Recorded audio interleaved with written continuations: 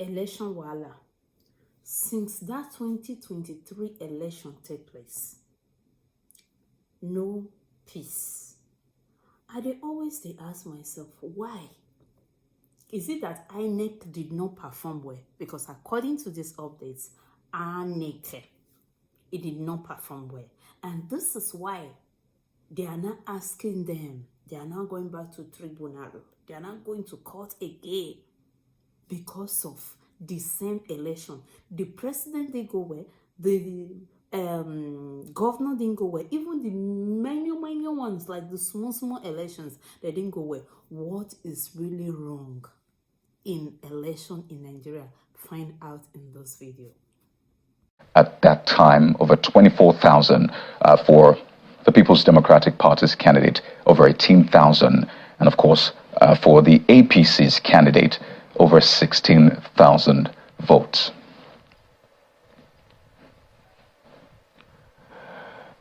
So the court has called for a rerun. And tonight, we will speak with one of the petitioners in the case. Olubankole Wellington is the candidate of the People's Democratic Party for that position, House of Reps candidate for Etiosa Federal Constituency. Joins us via Zoom on the program tonight. Thank you for joining us on Politics Today.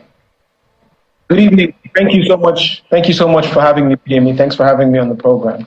Right. I know this is maybe a second chance for you, and you put up a tweet saying it is possible still. But first, for those who may not be conversant with what has played out, can you give us a quick backstory into what the tribunal decided on, particularly in that election?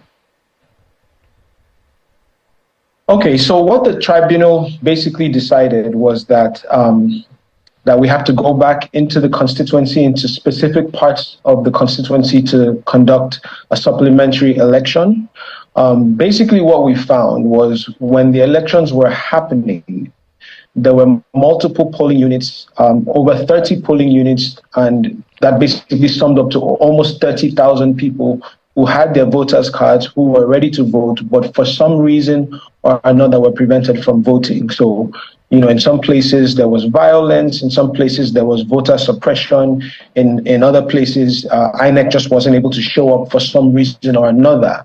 But basically, these 30,000 people were prevented from exercising their constitutional rights and prevented from participating in the election. And what the courts have decided, and I'm particularly grateful that the courts decided that every vote deserves to be counted and every voice deserves to be heard, regardless of who you're voting for. So even after the elections, I joined hundreds, if not almost 1,000 protesters at the Collation Center, and it was covered by the news media at the time, where people were really frustrated that they didn't get a chance to participate in that election. And I think that's important. It's an important thing for our democracy that people are not prevented from exercising their constitutional rights to participate in an election. For me personally, it's a miracle in and of itself that we get another chance to finish the election. I think it's a testament to the power of perseverance, the power of faith, and the collective will of the people who want to participate in the rebuilding of this democracy. So it can only be a positive. And by God's grace, I believe we'll come out okay.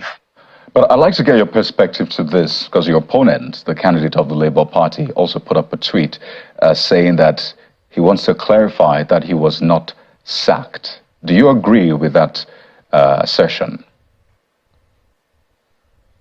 Well, I mean, you know, the court has decided what it's decided. And, you know, according to what their decision is, he is supposed to, the way that the judgment was read to us was that he has to return, the certificate of return has to be withdrawn from him. And the court considers the election still ongoing, and that it's not done. And we have to go back and finish the election for us to decide the winner. Now, however, you know, anyone wants to interpret that is completely fine, and it's up to them. We can only abide by the letter of the law and what the court has said. I also personally don't like to focus on what anyone else is saying or what anyone else is doing. I really like to focus on my own candidacy and what the issues are and the chance that we have for the people that do believe in us and believe that we can provide a Etiosa with true representation and servant leadership and compassion and the kinds of representation that we've been missing, all of these years, I believe that we have a chance to do that. So, based on what the court has decided, we're willing to go back into the field and contest this election. And I'm optimistic. I'm genuinely optimistic. Interestingly, this is not your first time out. So let's talk about your chances this time. The Labour Party won the first time out. I'm talking about the election held some months ago. And the candidate perhaps just leaned on the obedient movement's popularity, which is quite interesting because the obedience may love your music, like a lot of Nigerians do, but doesn't look like they love your politics. So how do you plan to work around that?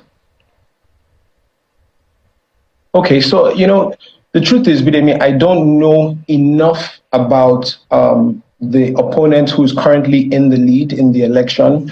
I did try to look up some information about him. I couldn't find that many videos of him speaking about his policies and all of that. I couldn't find a lot of information. But like I said before, I'm not the type of person who would try and downgrade anyone. I'm not here to play politics the dirty way or to slander or look down on anyone.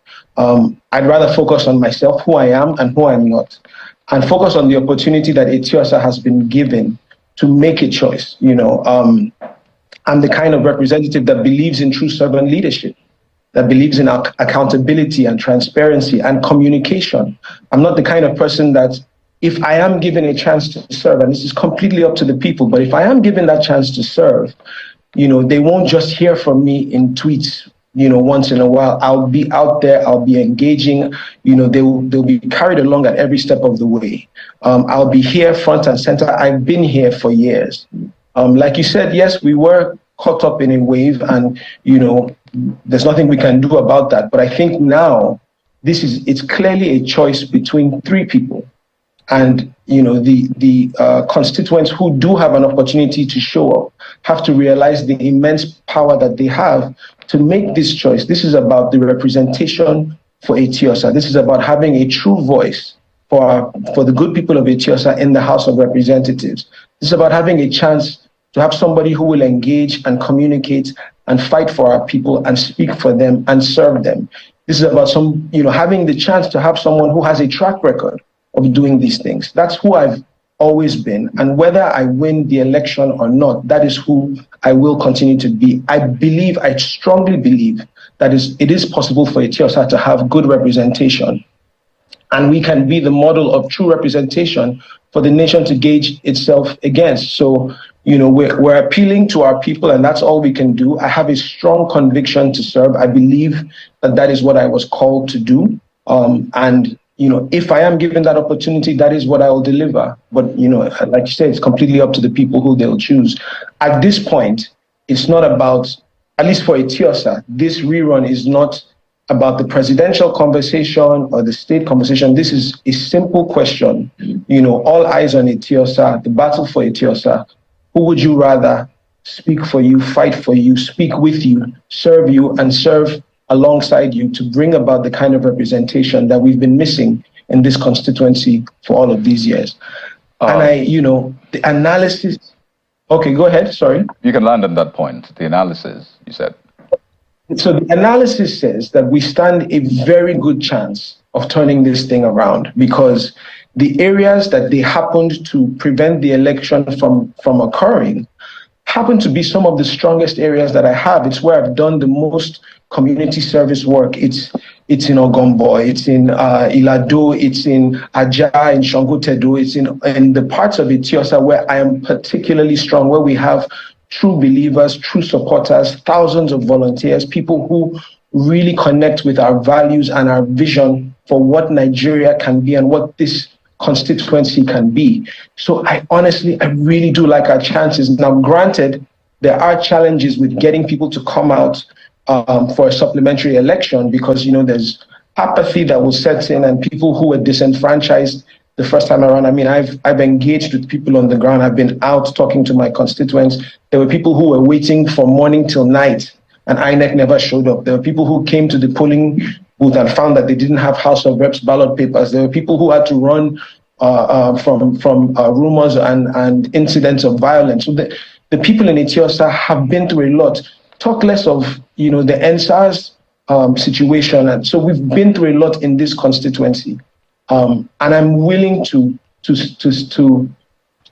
bet that based on all of these things, we will find enough people to come